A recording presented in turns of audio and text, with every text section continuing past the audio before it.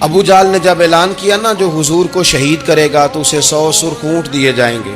حضرت فضالہ بن عمیر ایک صحابی ہیں، کہتے ہیں میں عورتوں کا معاذ اللہ بڑا رسیہ تھا، تو کہتے ہیں میں خنجر بغل میں دبا کے نا تو طواف کعبہ کرنے چلا گیا۔ کہتے ہیں وہاں جب میں پہنچا تو میں نے دیکھا حضور بھی طواف کر رہے ہیں، تو نبی کریم نے مجھے دیکھتے ہی حضور میرے قریب آئے اور مجھے نہیں بتانا پڑا، حضور فرمانے لگے تیرا نام فضالہ ہے؟ میں نے کہا ہاں۔ تو محبوب فرمانے لگے کیا باتیں کر رہے ہو اپنے آپ سے؟ کہتے ہیں میں دل میں سوچ رہا تھا کہ طواف کرتے میرے قریب سے گزریں گے تو خنجر مار دوں گا، کیا باتیں کر رہے تھے؟ فضالہ کہتے ہیں میں تو جب آیا تھا تو ایک بی بی سے مل کے آیا تھا، میں نے کہا تھا کہ میں آج بڑی رقم لے کے آؤں گا اور معاذ اللہ تیرے پاس رات گزاروں گا۔ کہتے ہیں میں تو اس سے بات کر کے آیا تھا۔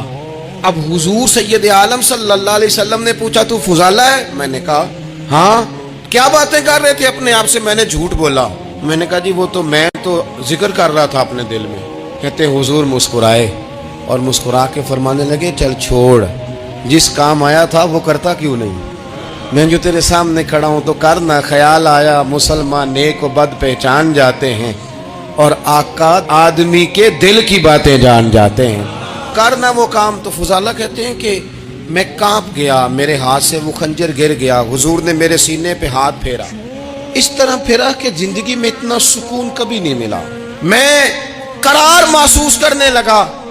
کہتے ہیں حضور فرمانے لگے کیا وہ وقت نہیں آیا کہ تو کلمہ پڑھ جائے؟ کہتے ہیں میں نے فوراً کہا حضور آ گیا ہے وقت، پڑھائیں مجھے کلمہ۔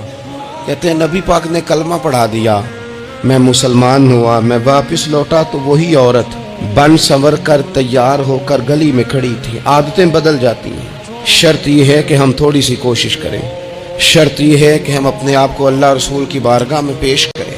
ہمیں سب سے زیادہ تکلیف میں ہماری اپنی عادات نے ڈالا ہے، ہماری اپنی خواہشات نفس نے ہمیں زیادہ آزمائشوں میں ڈالا ہے۔ کہتے ہیں وہ عورت بن سنور کے کھڑی تھی، جب میں واپس لوٹا تو پہلے میں اس کے پیچھے بھاگتا تھا، اب میں اس کے قریب سے گزر گیا تو اس نے آواز دی تو فضالہ نہیں؟